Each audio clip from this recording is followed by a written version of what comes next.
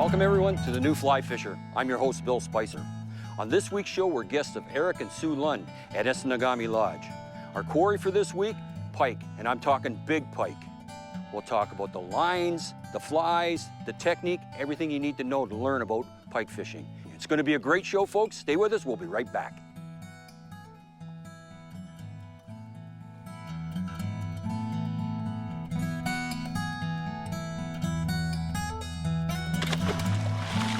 Let him go back to live another day. And away he goes. Great fish. Wow.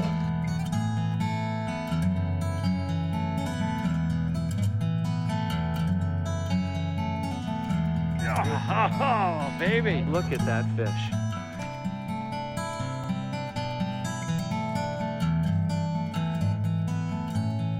Stop, wiggle, on the way down.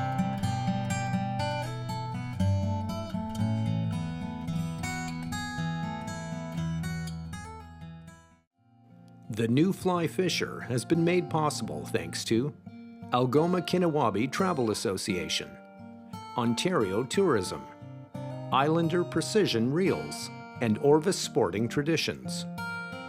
On this week's show, we travel to Esnagami Lodge on 14-mile-long Esnagami Lake in beautiful northern Ontario. Renowned for its numerous islands, rivers, and bays, it provides ideal structure for walleye and pike.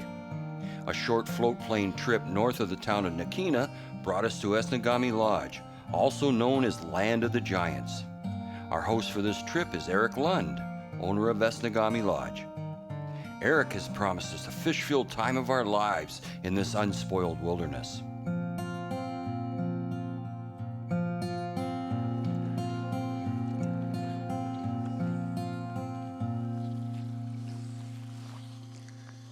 Do you think they like fast retrieves or not? Not overly fast, no. No, typically big pike are lazy and efficient eaters. You know, I mean, when they're feeding, they're gonna grab it no matter what, but it's the guys that fish a little bit more of a slower twitch retrieve. Like the more I fly fish, the more I see it's very similar to using baits. Yeah. Because, you know, you wanna crank it and get that fly rolling so it's simulating a wounded minnow. Oh, that was a weed that just come out there. I don't see him. Oh, Oh wow. My God, look at the size of him. Oh, he's off. Oh, man. Wow. God. No. I waited for the pull that time, too. The pike is a very effective predator, living primarily on the flesh of other fish. But this said, the pike is not adverse to eating the occasional frog or small amphibian or even its own species. The pike is quite invisible in its normal habitat. It will lay weight beneath any structure, which will include water plants, tree stumps, or anything that will provide cover for a likely meal to stumble into its area.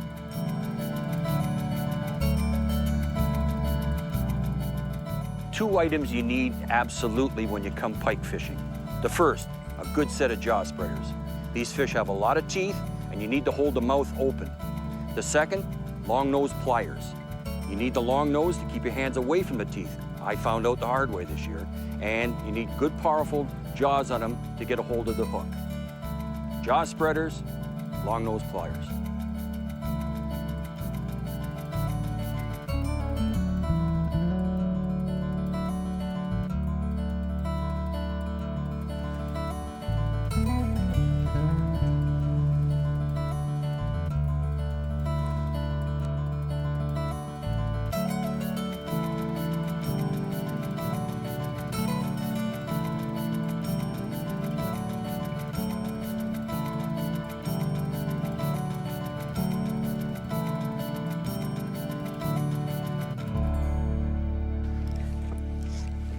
I think that's a decent fish right there.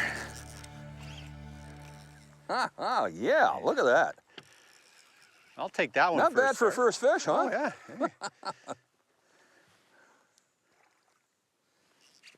Okay.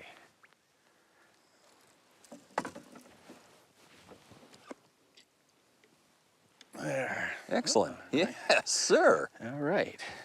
Now, the need for bite tippets, that's the whole thing right there. Yeah.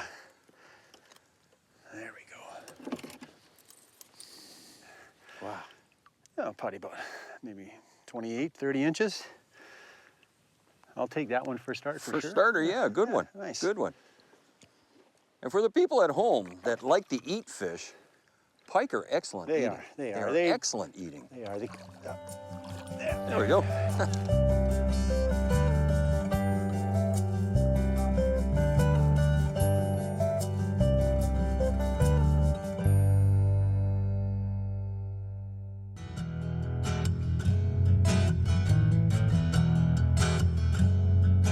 Well, Esnagami Lodge has been around actually since the early 60s. It was started as a, very rustic men's camp, outhouses and that kind of thing.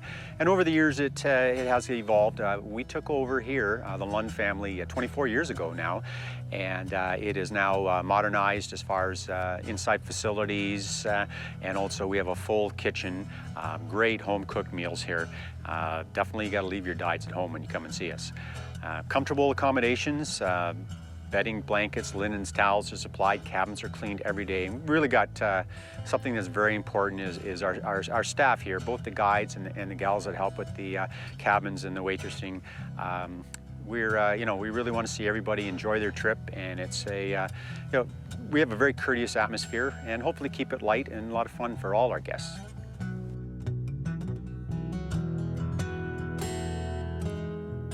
When the pike is alerted to potential prey, it will position itself for ambush. And only when the unwary bait enters its field of attack would lunge forward. Relying on its sight and lightning propulsion, the pike rarely misses its target. However, if an attack proves unsuccessful, the pike will not pursue its prey. It simply returns to its post and will wait for a new opportunity.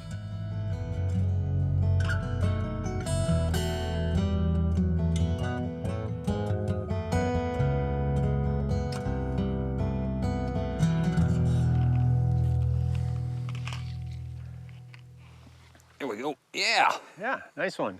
Yeah. Okay. I'll strip him in. Had a follow up.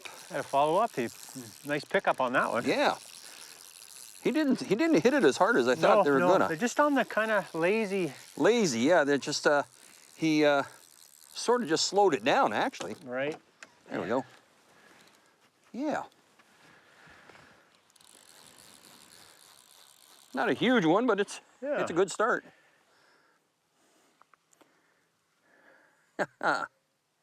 Starter model right there. Yeah. Yeah. I can get him off for you. Get him off for me. Yeah, that guy there will probably just kind of shake him off. Yes. There we go.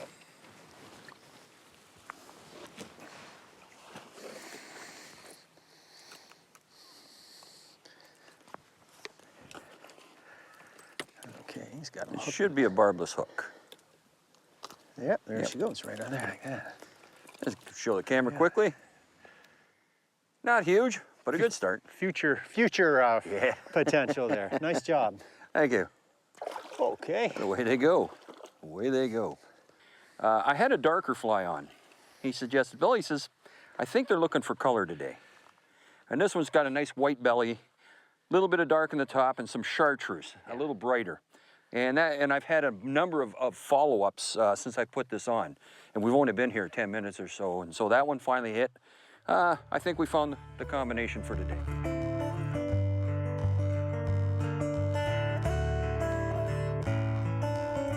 Early in the year, the pike cue in on small shiner patterns. This deceiver would be a good choice. Clouser minnows would be a good choice. Any kind of shiner pattern, 3 to 4 inches long. Later in the year, the whitefish and the perch come in to spawn. Thus, the pike cue in on much larger baits. This perch pattern worked quite well for me this week, but Eric actually was using one about 10 to 12 inches long, so large patterns, thus the need for heavy equipment. And we had to slow down our presentation. In the spring, you can go faster, but at this time of year, you need to go slow. Well, that's pretty much what I got on is Yeah, exactly. Smaller version. Yeah, little. Yeah, you got a bigger version than what I got. A little bit more, because quite often you'll fish through an area, a weed bed, and smaller flies or clouser and that, and then and then you just throw on something big and crazy, and it's just big fish, just that's what they're looking for.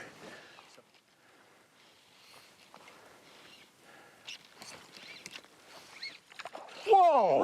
Right at the side of the boat. Look at that. That thing woke me up.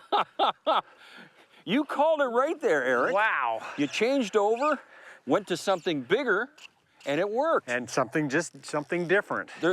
These fish are in a strange mood today. Now, this isn't a huge fish, but it made all the difference in the world, though, by switching to a larger fly. Yeah, I made an example, and it's almost like a reaction.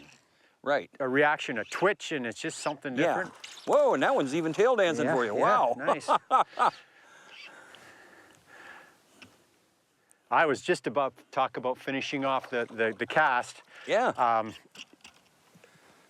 I wasn't even paying. I was looking for where I was going to throw my next cast. Yeah, and again, finishing off the retrieve, he took it right at the side of the boat here. Yeah, he did, yeah.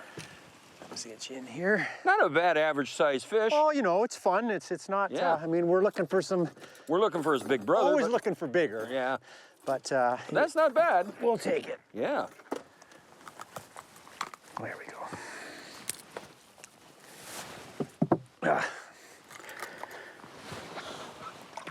Rinse them off a little bit. Well, you know. 24 inches? Yeah, 24 inches. 4 or 5 pounds probably. Yeah. I'll take them, sure. Yes, Nice. not a bad average fish. That seems to be what the average is. I think he was ready to go. Aggressive though, huh? Aggressive. Well, when they, you know, as much as we've had quite a few follows today, you know, they're hitting and we drop it down in that one jumped on it. That one jumped on it. But again, it was pretty much your second cast, I think, with that big fly. Yeah. The different profiled fly, much just larger fly than what you were using before. Yeah.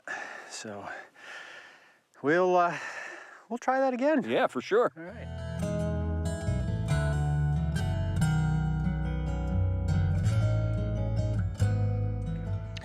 I've been coming here for about 15 years, and I came the very first year because my wife gave me a special gift for my 50th birthday.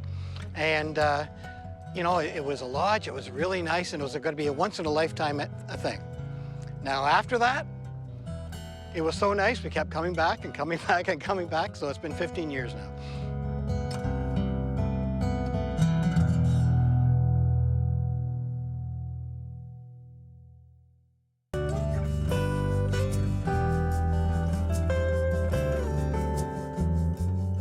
The lake definitely is a great lake for fly fishing. We have brook trout in the river, and then you have, of course, big pike to chase around. So that combination is definitely, you know, a lot of fun.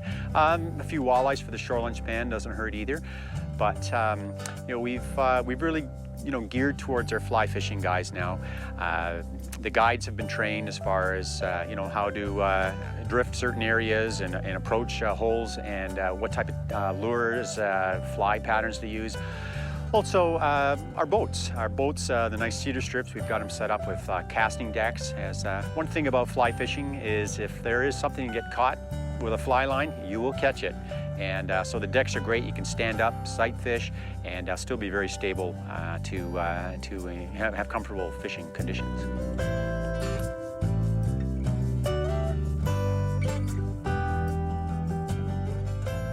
This week at Esnagami Lodge, I'm fishing for large pike. Thus, I need a beefy rod. This is a 10-foot, number 8 weight rod. It's got a real beefy butt section. I need that because I'm using a full sinking line and big flies. You need something beefy just to chuck them. My reel has a smooth drag on it. Large arbor if you got them, but the smooth drag is a must. These fish will beat you up in a second if you don't have that. Now, other species we have here are brook trout and walleye. You can go for them with much lighter equipment, such as 6 weights for the walleye and 5 weights for the brook trout. But for the big pike, a beefy 8 weight is what you need.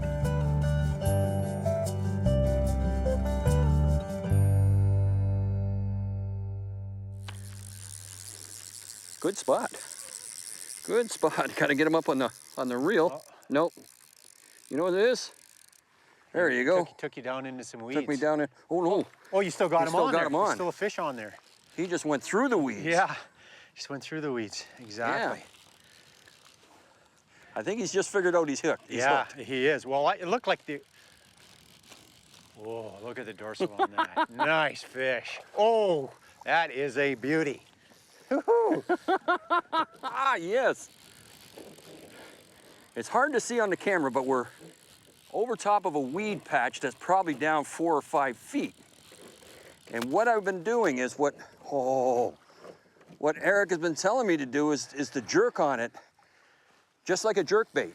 They seem to like it. Yeah. With a pause between strips. Exactly. It's like a minnow or a bait fish that's wounded and it's Yep. just trying. It's got its last couple of twitches before it. Oh man. Yes, sir. This is a thick fish. Oh, he doesn't- look at that thing. Look at how thick it is. We got a cradle this time. Yeah, this one guy. There's no hand bombing this one. No. He took it right down too. Yes, sir. Oh, we got him. We got her. Look at that. Whoa. Oh man. Easy. Easy. Yes. Oh my goodness. Nice going, buddy.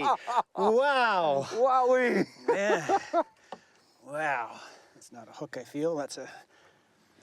Oh, look at that fish. Man, oh man, what a nice fish. Eric, Nicely you done. weren't kidding when you said you got pike here. Beautiful.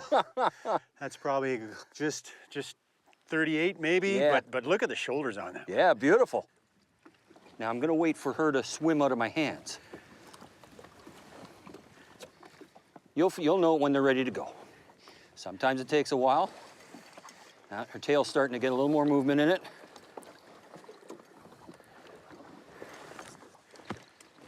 And away she goes. Oh, that was out of this world. Big pike like that on flies. Now, the difference in pike fishing here is flies. Big flies. We're not using anything small. We're using big tandem flies. That's been the difference.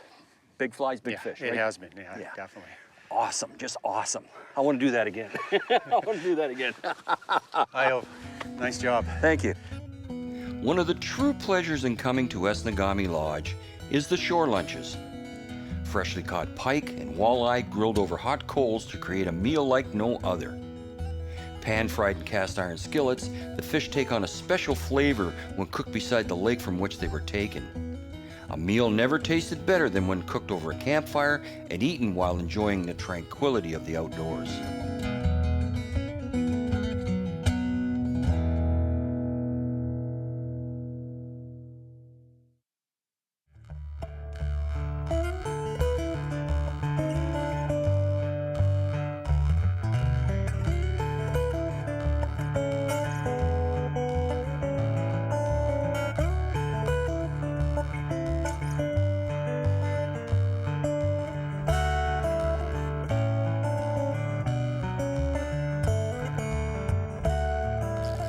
Oh man, he showed himself once. Yeah. And I just kept it one spot and jerked it a couple of times up and down. Yeah. And that's when he hit it. Oh my. Yeah. Well, that's the one thing about, we were kind of backward trolling a little bit, so, Yeah. you're able to keep it out there. Yeah. Look at the bend on the pole. Oh my. Jeez. That's an absolute monster, that one. Oh, he must have been out 50, 60 yards at least. Oh man. What a run. What a run, yeah. Woo. Oh. Well, I hope we get a close look at this one. Oh yeah. I'm glad he's on your line and not mine. With the luck I've had today. Man, oh man. What a hit. Look at the tail on that. That's a nice looking fish. Oh, look at how white it is. Yeah. Oh. Oh yeah. Coming in now. Oh yeah. Okay, buddy. Let's go right underneath there. Excellent. There we go. Excellent. Woohoo! What a battle. Oh, I got soaked on that one. Oh man. My arm is going thump, thump, thump. Oh yeah. Yeah, That's what pike fishing's all about. My goodness. Look at this- how thick that fish is. the shoulders Oh, man. on that one. Gorgeous. Gorgeous fish. Gorgeous fish. Okay, we're gonna set her right down here. Yep. Okay. They're barbless, so they should come out real easy. I'm gonna keep my hands away from Yeah. them nonetheless. Yeah, I learned my lesson there in Labrador a little while ago. Yeah. Keep your hands away from the hooks. Yeah. Oh, yes. There she is. Look at that. Wow. That's a pike. That is a pike. Oh, my goodness. Wow. This is what pike fishing's all about. You gotta come to Esnagami. All big pike, I'm telling you, just humongous pike around here. Wolves of the water, that's for sure. Whoops, and away he went. That was a professional release, wasn't it? No, I have seen one of those or two of those before. He kicked right at the last minute there and away he went. Yeah, yeah. Unbelievable. Yeah. I'm having such a good time. Such a good time. When you got visual fish like that, exciting. Whoa.